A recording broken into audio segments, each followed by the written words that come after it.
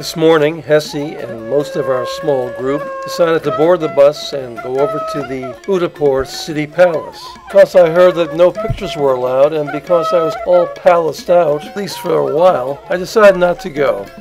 Found out later that pictures were allowed in the outside areas and gardens. Hessie also told me that preparations were underway for another grand wedding, a palace wedding that ought to be at least the equal of the one we saw being set up on Jagmandir Island yesterday.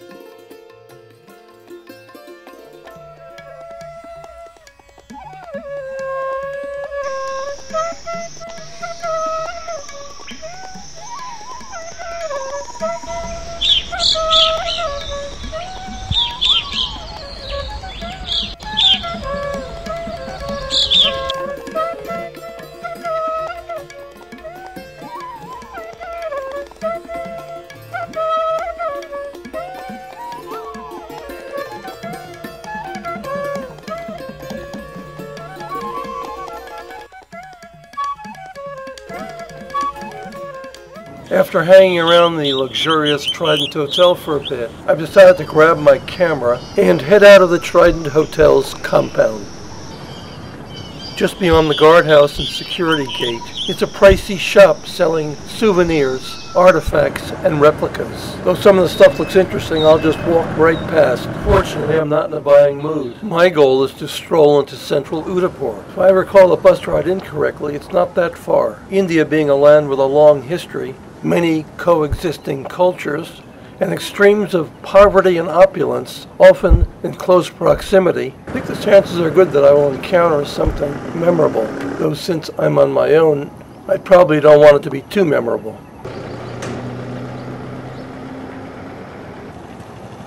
With a population of about 450,000, as opposed to Jaipur's about 3.5 million and Delhi's 12.5 million, the resort city of Udaipur is not very big by Indian standards.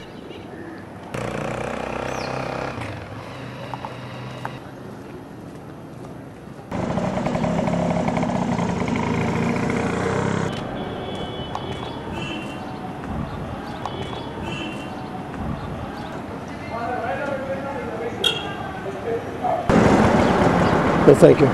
Well, I've just encountered my first hawker. He wasn't very pushy. I take that to be a good sign.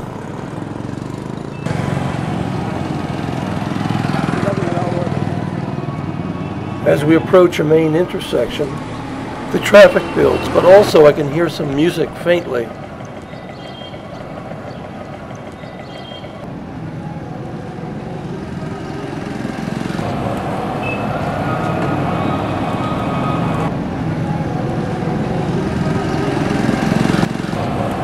Okay then, well, I have no idea what it's all about. There seems to be a parade underway over on the other side of the traffic circle.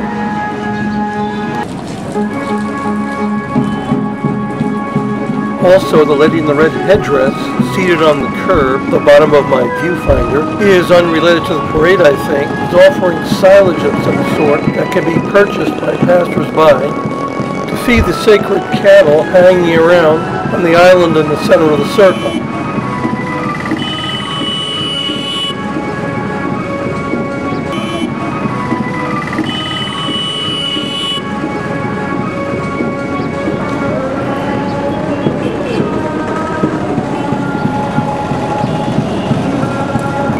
It turns out must be a bridegroom's Baraat. This is a parade just prior to the wedding ceremony. It's a Hindu tradition and not just for the rich. The bridegroom rides along the parade route on a white mare, while the baraati dance, sing, and play music. The groom and his horse are in costume. The baraati cheer the bridegroom on, but do not ordinarily attend the wedding. At the end of the Baraat, the bridegroom rides off to meet his bride and the wedding ceremony takes place.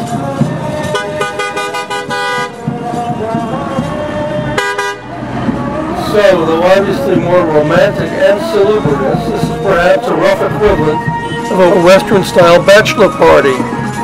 Could this be one reason why the Indian divorce rate is so much lower than ours? We've been told that it's less than 5%.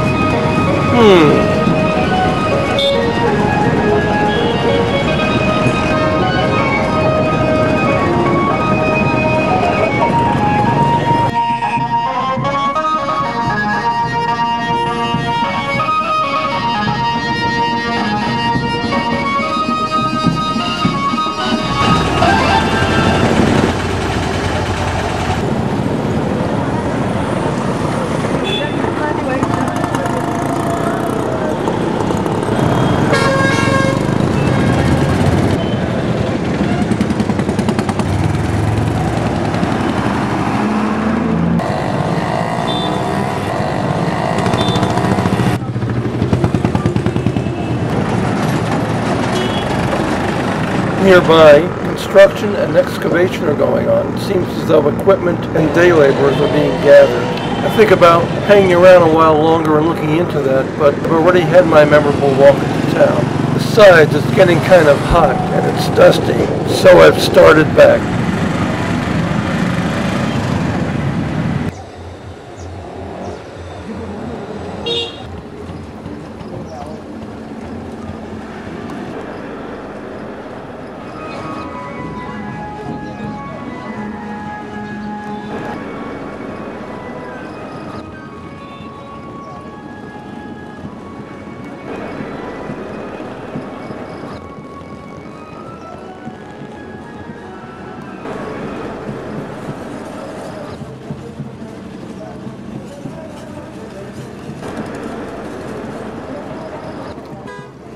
If Hessie and the rest get back soon, there might still be time for lunch. Then we'll have to head down to the airport. There we'll say goodbye to amazing northern India. Also to Sandy and our driver. About half of our group will be flying to Mumbai and then later to Kerala in the south for still more adventures. So if you'd like to come along, we're going to have plenty more India Wow highlights for you.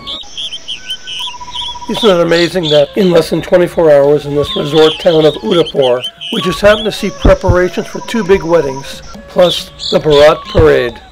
I have a feeling we'll see more as we go on.